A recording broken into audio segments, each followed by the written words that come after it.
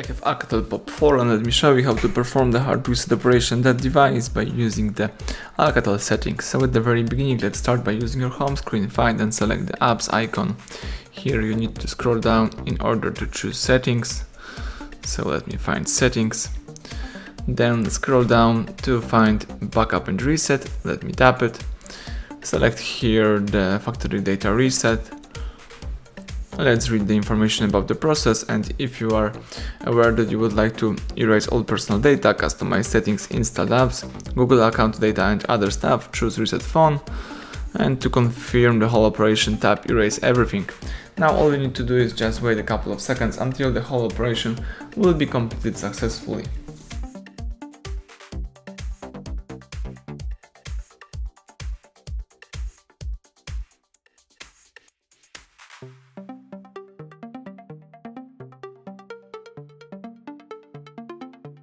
Excellent, the welcome panel just pops up, so it means that the hard reset is done. Now you might start easily activate and use your device.